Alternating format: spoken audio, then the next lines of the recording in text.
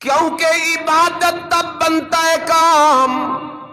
جب اللہ اور اس کے رسول کی طرف سے کوئی ثبوت ملے، اور اگر اللہ اور اس کے رسول کی طرف سے کوئی ثبوت نہ ہو تو وہ کبھی کی عبادت نہیں بن سکتا۔ قال النبی صلی اللہ علیہ وسلم من احدث فی امرنا ھذا ما لیس منہ فہو رد۔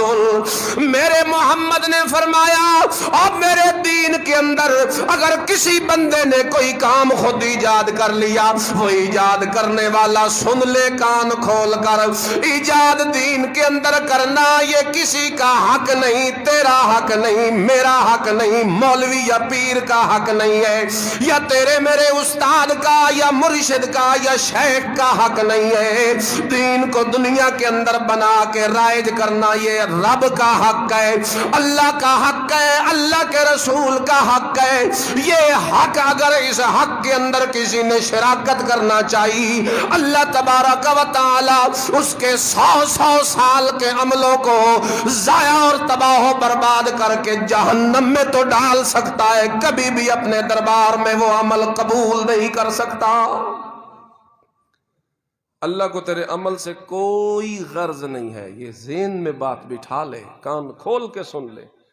اللہ تو یہ دیکھتے ہیں میرے محمد کی ریس ہے کہ نہیں،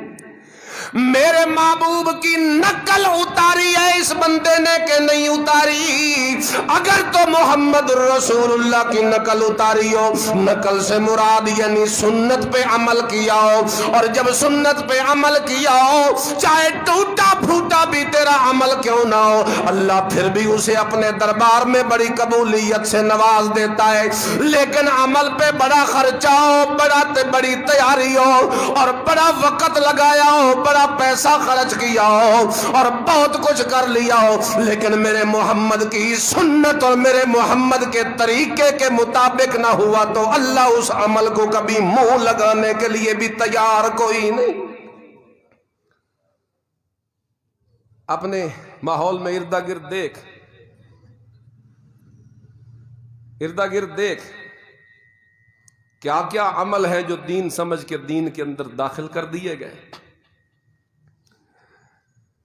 اذان سے پہلے صلاۃ و سلام کی گونج ہوتی ہے، میرے پیغمبر نے یہ کام کیا؟ بولو۔ اذان سے پہلے صلاۃ و سلام میرے پیغمبر کا طریقہ کوئی نہیں۔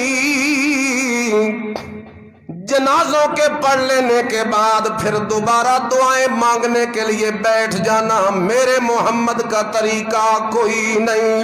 اور پھر اس کے بعد قبرستان میں دفن کر کے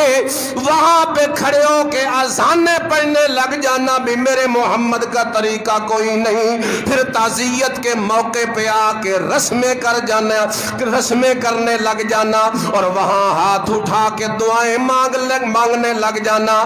ہر بندہ اپنے اپنے حصے کا فاتحہ پڑھا رہا ہے، یہ فاتحہ پڑھ رہے ہو یا اپنی حاضری لگوا رہے ہو؟ اللہ کے دربار میں اگر تمہاری حاضری مقصد ہوتی تو تم اپنی حاضریاں نہ لگواتے، اپنا منہ نہ دکھاتے، لیکن آج سارے کا سارا دین رسم بن کے رہ گیا، آج سارے کا سارا دین ظالموں نے تباہ و برباد کرنے کے درپے ہو گئے۔ اس لیے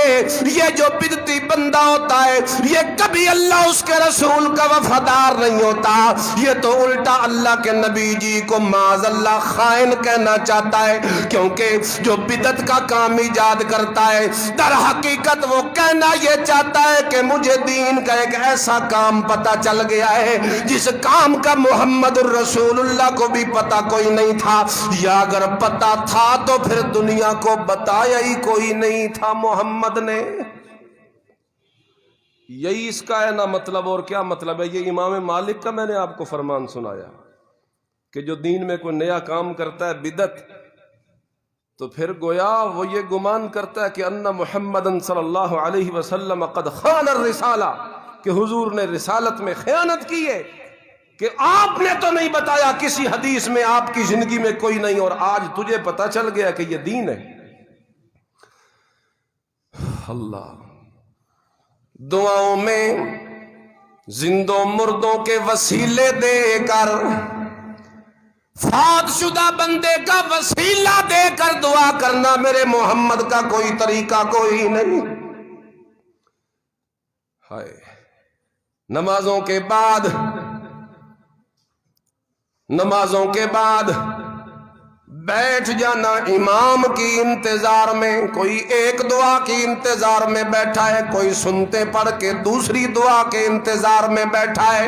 یہ سارے طریقے من گھڑت ہے، میرے محمد کا طریقہ کوئی نہیں۔ میرے پیغمبر صلی اللہ علیہ وسلم کے طریقے پہ چلے گا تو دین بنے گا، اگر میرے محمد الرسول اللہ کے طریقے پہ نہ چلے تو کبھی بھی تیرا کام دین نہیں بن سکتا۔ اور یہ چھوٹا موٹا جرم بھی نہیں، یہ ایسا جرم ہے جو تجھے حوض کوثر پہ بڑا شرمندہ کرے گا۔ حوض کوثر پہ بتی بندہ بڑا، بولو، شرمندہ ہو۔ کس طرح بتا؟